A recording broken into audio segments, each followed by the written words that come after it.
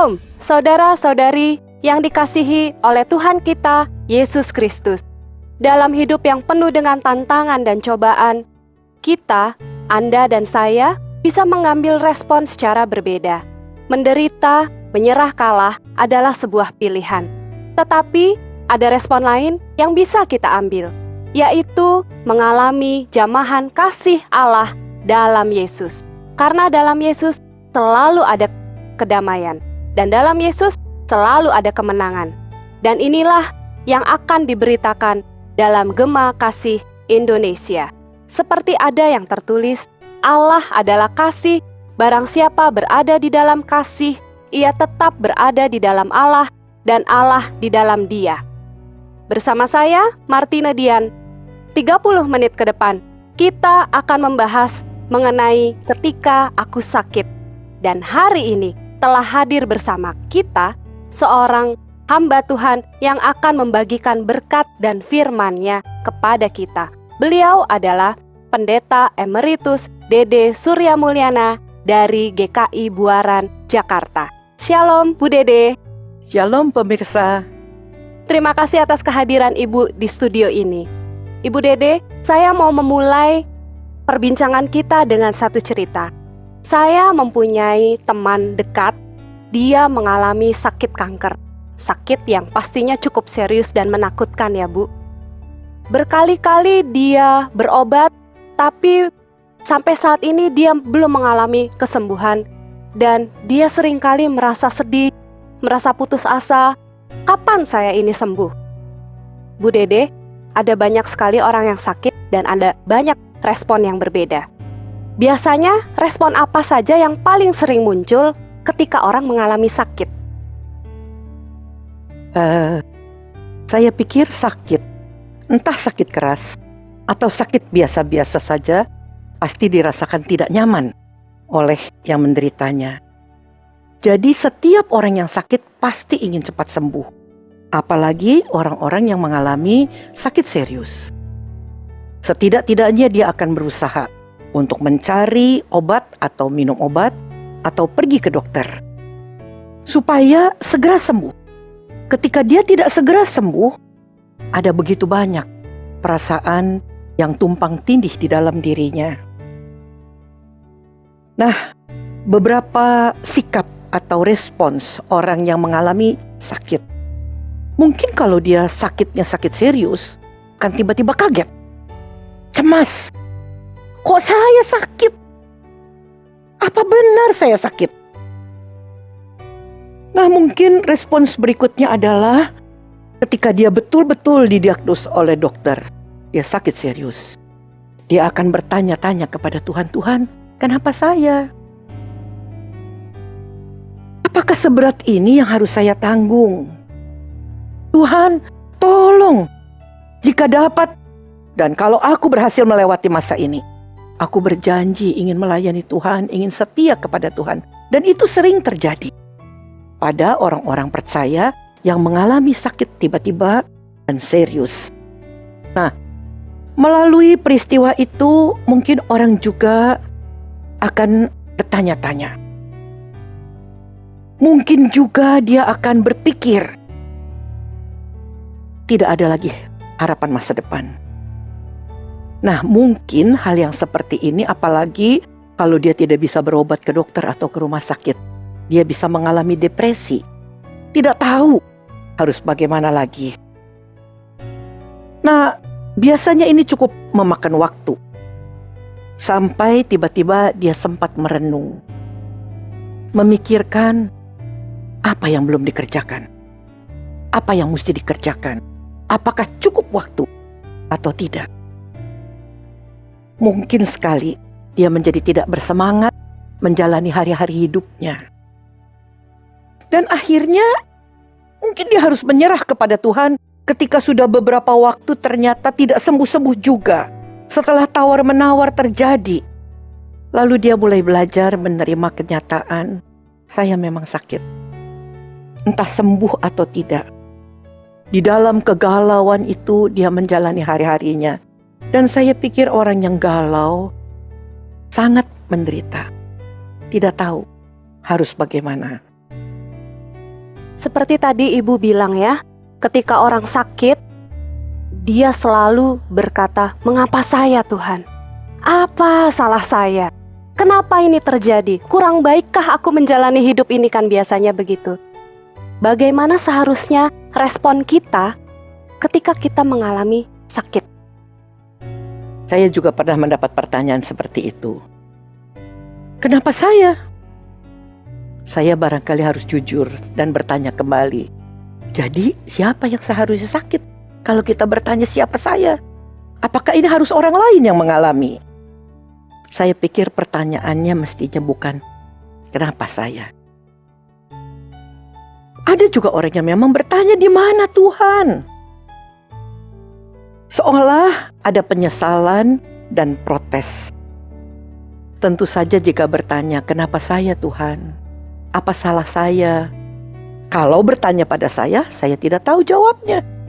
Yang tahu jawabnya adalah hanya Tuhan sendiri. Oleh sebab itu, barangkali perlu diluruskan pertanyaan atau untuk menolong kegalauan hatinya. Jangan bertanya mengapa saya atau apa salah saya. Tapi mari bertanya kepada Tuhan, apa sebenarnya Tuhan yang Tuhan inginkan di dalam hidup saya? Supaya di dalam kesempatan yang masih Tuhan berikan, saya bisa berbuat sesuatu dan bisa berguna di dalam sisa hidup ini. Karena kalau Tuhan memperkenankan seseorang sakit, memperkenankan seseorang mengalami sesuatu, pasti Tuhan punya maksud. Seperti kata Paulus, aku sekarang tahu bahwa Allah bekerja dalam segala sesuatu. Segala sesuatu bisa dalam keadaan baik, bisa juga keadaan buruk. Bisa juga sehat, bisa juga sakit. Semuanya akan mendatangkan kebaikan bagi mereka yang mengasihi Dia. Nah, sekarang tinggal kita barangkali introspeksi diri. Apakah saya mengasihi Tuhan? Kalau saya mengasihi Tuhan, tentu Tuhan tidak cuma-cuma, tidak kebetulan saya harus mengalami sakit. Itu seperti yang Paulus juga memang pernah mengalami sakit penyakit ya Bu ya. Lalu dia menolak untuk putus asa, bahkan berdamai dengan keadaannya itu ya Bu ya. Itu indah sekali ya Bu. Itu mungkin bisa jadi pelajaran untuk kita ketika kita sakit. Lalu selain itu, maksud saya, selain kita bertanya sama diri kita, mungkin juga ada juga orang atau pemirsa yang sedang menyaksikan acara kita. Ketika dia mengalami sakit, malah orang lain yang bilang, "Kamu ini karena kena kutuk, kamu ini karena berdosa." Bagaimana tanggapan Ibu? Tentu kita tidak bisa naif. Memang ada juga yang sakit karena kesalahan sendiri. Misalnya saja orang yang memang sudah tahu tidak boleh pergi ke tempat yang tidak pantas, lalu pergi ke sana, lalu sakit, dan pergi kepada dokter, dia kaget. Kelihatannya semua baik-baik, tapi kok saya sakit? Nah, tapi tidak semua sakit karena dosa. Dan banyak sakit yang bukan karena dosa orang yang bersangkutan. Mungkin oleh karena keadaan, mungkin oleh karena cuaca, mungkin oleh karena situasi di rumah, orang bisa sakit. Oleh sebab itu, kita tidak boleh gampang-gampang menyalahkan karena dosa. Karena orang yang dalam keadaan sakit membutuhkan kekuatan dan jangan cuma di-blame. Jangan cuma dipersalahkan. Kamu berbuat dosa. Bukankah kita ingin menolong orang yang sakit untuk menjadi lebih baik dan lebih sehat? Kalaupun dia berbuat dosa, mestinya kita menolong dia untuk keluar dari dosa itu. Bagaimana berarti apa yang harus kita perbuat? Kalau kita sakit, lalu orang berbicara demikian, itu kan sebenarnya kan meruntuhkan mental kita ya Bu ya. Apa yang harus kita lakukan? Buat saudara, sahabat, kenalan, keluarga yang menemui orang yang sakit seperti ini, barangkali pertama-tama harus mengerti keadaan si sakit. Bahwa orang yang sakit hatinya gelisah. Bagaimana menolong dia? Kita tidak bisa pura-pura bahwa dia tidak sakit. Bahwa sakit itu adalah suatu kenyataan. Kalau bisa ke dokter, tentu kita perlu berobat ke dokter. Tetapi apapun yang terjadi, bisa ke dokter atau tidak ke dokter, bahwa harapan itu bukan dari manusia, tetapi harapan itu datangnya dari Tuhan. Karena kadang-kadang justru dalam keadaan sakit, orang perlu introspeksi diri. Apakah terlalu lelah? Apakah hidupnya tidak tertib? Tidak sehat? Nah, itu yang perlu diperbaiki supaya keadaan membaik. Orang seringkali tidak mengerti bahwa orang yang sakit itu lelah, lemah, tidak berdaya. Nah, di situ kita perlu memompahkan semangat. Lalu Bu, ini juga banyak sekali kasus ya yang terjadi di masa sekarang ini. Sudah sakit, dia tidak tahu mesti bagaimana, kondisi ekonominya tidak memungkinkan untuk dia berobat. Bagaimana tanggapan Ibu? Bahwa tidak memungkinkan berobat itu banyak terjadi di mana-mana. Kita bersyukur kalau dia anggota jemaat tertentu dan gereja memberikan perhatian. Tetapi kalau tidak, kenyataan ini tuh harus dihadapi. Mengeluh tidak memberikan jalan keluar, tidak membuat sesuatu lebih baik. Tetapi lakukan apa yang bisa dilakukan. Kalau mungkin masih bisa berobat, cari obat-obat alternatif, oke. Tapi kalau tidak, mungkin satu-satunya jalan adalah istirahat, menenangkan hati, meminta pertolongan kepada Tuhan. Dan di situ terkadang menjadi seperti godaan iman kita ya Bu. Terkadang orang yang sakit, orangnya atau keluarganya itu terkadang menerimanya dengan Tuhan gak ada. Seringkali meminggirkan Tuhan dan meniadakan Tuhan. Untuk seperti ini, keadaan yang seperti ini, apa yang harus kita lakukan Bu? Tuhan memang tidak kelihatan. Justru Tuhan itu hadir melalui anak-anaknya, melalui orang-orang percaya. Karena itu gereja tidak bisa tutup mata. Saudara, keluarga, sahabat tidak boleh tutup mata. Apa saja yang bisa dilakukan? Saya pikir setidak-tidaknya bisa memberikan perhatian dan mengerti dia. Kehadiran kita akan menolong orang-orang yang lemah seperti ini untuk boleh mendapat kekuatan yang baru dari Tuhan. Dan di situ Tuhan hadir. Langkah-langkah apa Bu? Atau spirit apa yang harus kita miliki dalam menerima sakit penyakit? Ketika kita sakit, kita harus jujur memang kita menderita. Tetapi kalaupun Alkitab mengatakan berdoalah, tidak berarti semua orang sakit akan menjadi sembuh. Ada orang sakit yang makin bertambah sakit. Ada orang sakit yang menjadi sembuh. Tetapi kita boleh belajar dari Rasul Paulus. Di dalam keadaan apapun, Paulus berkata, justru di dalam kelemahanlah aku menjadi kuat. Karena apa? Karena Tuhan hadir. Kita tidak kuat, kita lemah, kita tidak berdaya. Tetapi bukankah kita percaya Tuhan kuat? Tuhan mampu.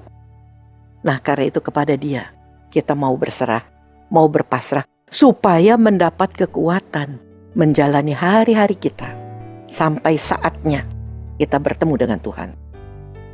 Lalu apa yang harus dilakukan bagi keluarga yang menemani si sakit ini? Apa yang harus kita lakukan? Kalau tadi itu kan sebagai yang menderita sakit Bu.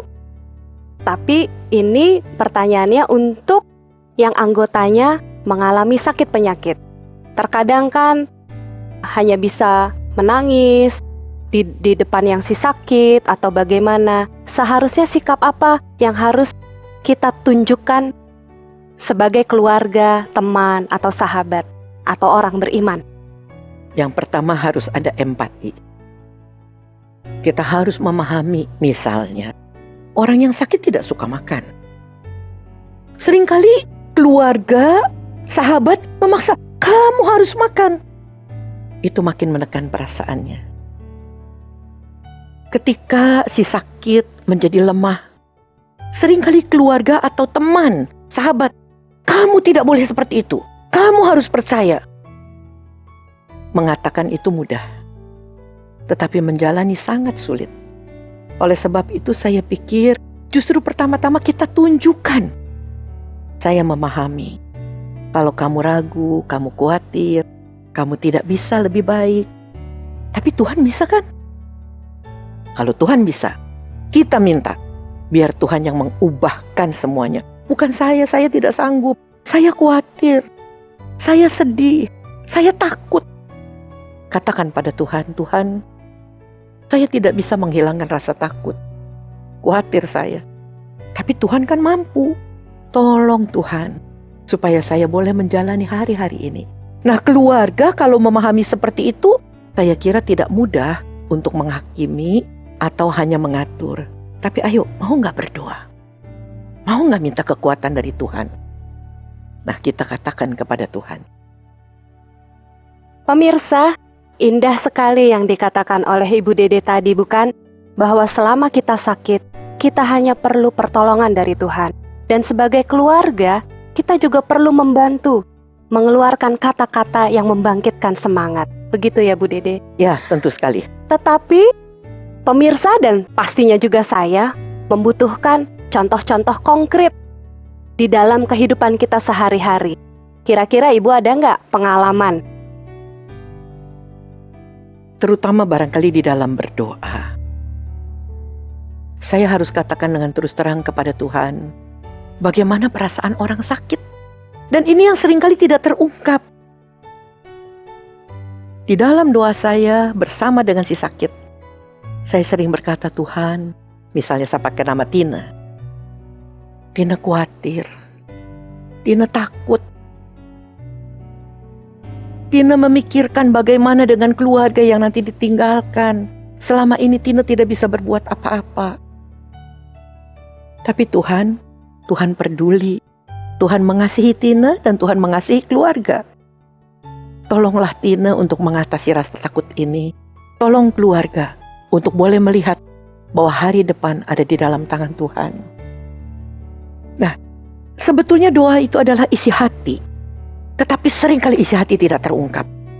Dan ini membuat si sakit merasa cuma diajari. Tetapi kalau kita mencoba menumpahkan isi hati itu, barangkali itu lebih melegakan. Malah jangan-jangan isi hati sama yang didoakan jadi kontradiktif ya. Ya, Si sakit. seringkali seperti itu. Sering begitu ya Bu ya? Seringkali memaksa Tuhan dan memerintah Tuhan. Tuhan sembuhkan. Padahal dia tidak sembuh-sembuh. Tapi kalau mengatakan khawatir, takut, tidak punya uang untuk berobat, itu kenyataan. Kepada siapa? Kata pemazmur di dalam Mazmur 62 ayat 9, curahkanlah isi hatimu, hai umat.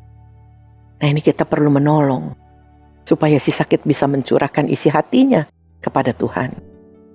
Lalu Ibu tadi sudah menyebutkan beberapa ayat di Alkitab ya Bu.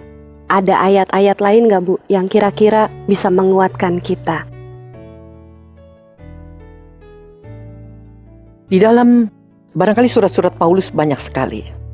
Antara lain Paulus berkata, cukuplah kasih karuniaku bagimu.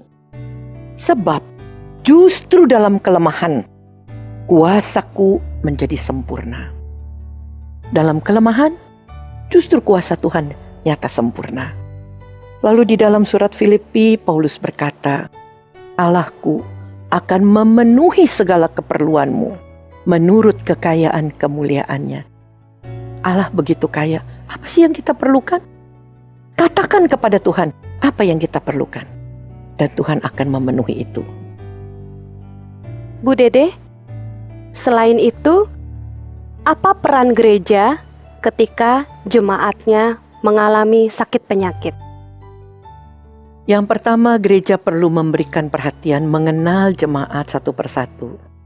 Mengenal yang sakit. Bukan hanya soal sakitnya, tetapi mengenal kondisi keluarganya. Supaya tahu apa yang bisa diberikan. Bantuan apa yang diperlukan. Kadang-kadang orang tidak perlu bantuan berupa materi, tetapi hanya dorongan, kekuatan. Nah, mungkin dengan perhatian, datang mendoakan itu sudah cukup. Tetapi ada kalanya orang membutuhkan bantuan dalam bentuk materi, misalnya untuk berobat. Mungkin gereja hanya bisa membantu secara terbatas, tetapi berapapun bantuan itu jikalau diberikan pada saat diperlukan, itu akan menguatkan walaupun tidak memenuhi segala yang diperlukan. Nah, campur tangan gereja bukan cuma itu. Kadang-kadang barangkali gereja juga perlu membagi waktu, bukan satu kali hadir. Mungkin kadang-kadang dalam kunjungan berkali-kali untuk memelihara iman jemaat. Supaya dalam kondisi lemah, jemaat boleh kuat kembali. Supaya dia tidak putus harapan gitu ya, Bu? Ya, supaya dia terus punya harapan, supaya di dalam sakit pun dia masih bisa bersaksi. Tuhan itu ajaib, Tuhan itu penuh kasih. Langkah konkret apa cara Tuhan bekerja agar kita yang sakit atau keluarga merasakan jamahan kasih Tuhan? Seringkali orang berharap jamahan Tuhan itu sesuatu yang spektakuler. Padahal sehari-hari sekali. Contohnya, Bu? Kehadiran keluarga, sahabat, sekali lagi bukan untuk mengajari, bukan untuk menghukum, tetapi memberikan perhatian, bahkan mengerti bahwa dia putus asa, dia takut. Saya ingat seorang teman, sahabat, tetapi juga anggota jemaat yang sakit. Ketika dia bertanya kepada saya, kenapa saya sudah aktif di gereja, sudah memberikan segala-galanya, memberikan perhatian juga buat orang lain, Tuhan perkenankan saya sakit seperti ini. Saya cuma balik bertanya, memang Tuhan pernah berjanji bahwa kalau kamu memberikan segala sesuatu untuk gereja, kamu tidak sakit. Tuhan tidak pernah berjanji seperti itu. Tetapi Tuhan memberikan kekuatan. Nah, apakah kamu minta kekuatan itu dari Tuhan? Kalau kita kuat sebetulnya tidak terlalu menjadi masalah buat kita, bukan? Apapun yang kita alami, kalau kita kuat, kita akan terus berjalan. Tetapi betapapun pergumulan itu kecil, sakit itu cuma biasa-biasa saja, ketika kita tidak kuat, kita merasa dunia ini runtuh. Nah, itu kekuatan itu. Keajaiban kasih setia Tuhan nyata melalui hal yang sehari-hari. Ketika kita tidak menduga, ternyata orang datang memberikan perhatian. Itu adalah penghiburan yang besar. Tapi ada banyak orang, Bu, yang justru imannya runtuh ketika dia mengalami sakit. Atau bahkan keluarga itu sendiri gitu ya. Apalagi begitu tahu si sakit ini tidak akan mengalami kesembuhan, lalu umurnya udah tinggal sekian bulan lagi misalnya. Bagaimana tanggapan Ibu? Saya selalu berbicara kepada keluarga, bahkan juga kepada yang sakit. Bukankah kita semua sekali waktu akan meninggalkan dunia ini? Siapa yang akan pergi lebih dulu? Apakah yang sehat atau yang sakit? Tidak ada yang berani mengatakan yang sehat akan lebih lama dan yang sakit akan pergi duluan. Orang yang sehat bisa tiba-tiba meninggal. Apakah orang lanjut usia atau anak-anak muda yang akan pergi dulu? Tidak ada yang tahu. Ada orang lanjut usia, berpenyakitan, panjang umur. Ada orang muda yang sangat dipakai oleh Tuhan. Usianya masih sangat muda, tapi sudah meninggal dunia. Soal meninggal dunia, soal pergi untuk selama-lamanya adalah sebuah misteri yang kita tidak mengerti. Dan kita akan menjalani itu. Karena itu, yang penting adalah sekarang, ketika Tuhan masih memberikan kesempatan. Sekalipun di dalam keadaan sakit, sekalipun dalam keadaan terpuruk. Bukankah indah kalau hidup kita masih bermakna? Jadi, Ibu percaya bahwa bahkan ketika kita dalam keadaan sakit pun, Tuhan bekerja di dalam hidup kita. Pasti. Paling tidak saya mengenal seorang ibu yang di dalam sakitnya, kalau saya menawarkan, Ibu, kita mau berdoa apa? Dia lalu teringat kepada majelis jemaat, kepada gereja dengan program-programnya. Perlu didoakan Ibu Dede, ada orang-orang yang lemah. Dia sendiri dalam keadaan sakit. Tetapi dia melihat masih ada orang lemah yang perlu bantuan, perlu dukungan. Nah, saya pikir ketika orang hanya melihat kepada diri sendiri, selalu hidup itu adalah menderita. Tetapi ketika dia bisa melihat dunia ini, kita akan melihat ternyata di luar diri kita ada begitu banyak orang yang mengalami sakit penyakit, derita, susah yang bisa membuat orang menjadi putus asa. Bahkan kita bisa tetap bersyukur ya Bu, walaupun kita sakit. Kita tetap bersyukur. Kata Paulus, mengucap syukur dalam segala hal. Kalau kita bisa mengucap syukur, kita makin bertambah-tambah kuat, bertambah-tambah berkat. Tetapi ketika kita mengeluh dan mengeluh, kita rasanya tidak pernah cukup. Mengucap syukurlah dalam segala hal, sebab itulah yang dikehendaki Allah di dalam Kristus Yesus bagi kamu. Oleh karena itu Paulus sekalipun sakit, sekalipun mengalami duka derita, Paulus selalu mengucap syukur kepada Tuhan. Dan ia sudah memberikan teladan buat kita. Mungkin selain mengucap syukur, saya juga sempat lihat ayat di Alkitab bahwa hati yang gembira adalah obat ya Bu. Ya, Amsal, saya pikir Amsal itu sangat indah. Kalau kita susah, rasanya dunia ini semua juga memang buruk. Tetapi ketika kita bisa gembira, bukan cuma wajah kita yang kelihatan lebih baik, suasana sekitar kita menjadi lebih baik. Orang-orang yang bersama dengan kita juga mengalami suasana yang lebih baik. Dan itu sangat mengobati hati kita, hidup kita. Sehingga obat yang kita makan terasa efeknya. Kita bisa tidur, bisa makan. Orang yang hatinya sedih, sulit makan, sulit tidur. Makanya ada penelitian ya Bu yang saya tahu bahwa kekebalan tubuh kita itu tergantung dengan semangat kita, dengan cara kita berpikir secara positif. Itu kira-kira mungkin itu yang akan digambarkan oleh Amsal itu tadi ya Bu ya? Ya, saya pikir orang yang berpikir positif menjalani hari-hari hidupnya dengan jauh lebih baik. Bukan hanya untuk diri sendiri, tetapi itu juga memberikan efek bagi orang-orang di sekitar. Karena itu memang kita perlu terus bersemangat. Hidup yang bahagia bukan karena orang lain, tetapi karena dari dalam hati sendiri.